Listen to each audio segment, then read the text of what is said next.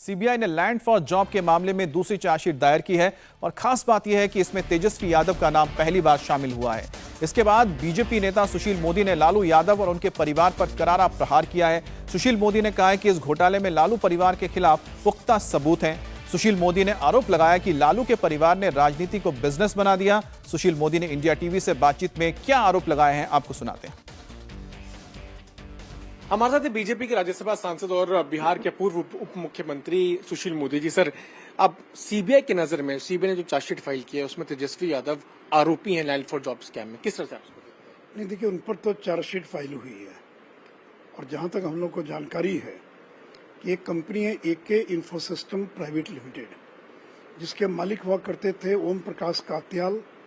और ये जो कात्याल परिवार है, ये कात्याल परिवार ने पटना में राबड़ी देवी के जमाने में एक बियर फैक्ट्री लगाई थी। उसके एवज में ये कंपनी 1 लाख रुपए में बेच दी गई तेजस्वी यादव को।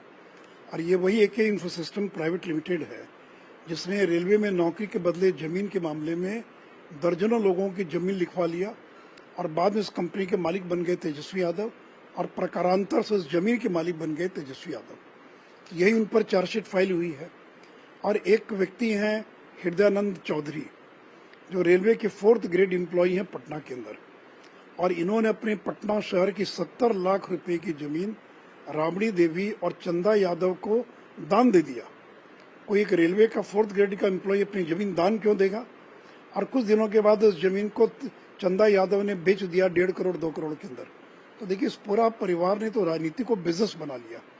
और आज लालू यादव का परिवार बिहार का सबसे बड़ा जमींदार परिवार है, जिसके पास 50 से ज्यादा संपत्ति के मालिक है। इतनी जमीन जायदाद संपत्ति शायद ही किसी परिवार के पास होगी बिहार के अंदर।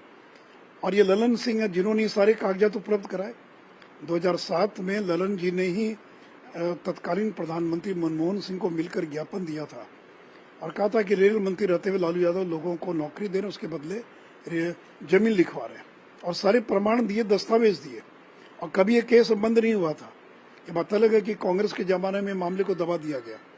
तो इसका जवाब देना तेजस्वी यादव, ललन सिंह की, हृदयानंद चौधरी कौन है, ये एके इन्फोसिस्टम प्राइवेट लिमिटेड क्या है, दर्जनों लोग जिन लोगों ने जमीन बेची वो क्यों बेची जमीन और औने पौने दाम पर बेच दिया। और ये सारे वो लोग हैं जिनको रेलवे में नौकरी मिली, ग्रुप डी के अंदर नौकरी मिली।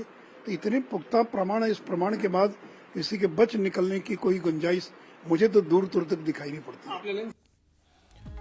अब सुशील मोदी के जो आरोप है उसको आरजेडी ने खारिज कर दिया है। जेडीयू ने भी बीजेपी पर पलटवार किया। जेडीयू अध्यक्ष ललन सिंह ने कहा है कि बीजेपी डराने धमकाने की कोशिश कर रही है, लेकिन तेजस्वी यादव पर इसका कोई असर नहीं होने वाला है, क्योंकि तेजस्वी यादव को अंदेशा पहले से था कि ऐसा हो सकता है। ललन सिंह ने कहा कि आने वाले चुनाव में जनता बीजेपी सरकार को उखाड़ कर फेंक देगी।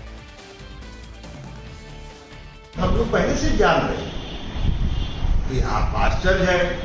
एक तरफ प्रधानमंत्री 5 दिन पहले कह रहे हैं कि पूरे एनसीपी के जो नेता हैं वो 70,000 करोड़ रुपए के घोटाले में फंसे हुए, वो भाजपा के मंत्रिमंडल में शामिल हो रहे हैं। और श्री तेजस्वी प्रसाद यादव महागठबंधन में शामिल हो रहे हैं। इसलिए उन आरोपों पर, जिन आरोप को 2 बार सीबीआई जांच करके खारिज कर चुकी है कि कोई साक्ष्य नहीं है, उस पर चार्जशीट दायर कर रहे हैं। ये सब लोग जान रहा है कि क्या कर रही है केंद्र की सरकार, लेकिन देश की जनता सब देख रही है। आप एक तरफ भ्रष्टाचारियों को सम्मानित कर रहे हैं, अपने वॉशिंग मशीन में धुलवा रहे हैं, और दूसरी तरफ जो महागठबंधन में विपक्षी एकता में पूरी मजबूती के साथ खड़े हैं उन पर चार्जशीट दायर कर रहे हैं। इंडिया टीवी हर वक्त हर जगह डाउनलोड करने के लिए सर्च करें India TV news Google play store या ऐप स्टोर पर।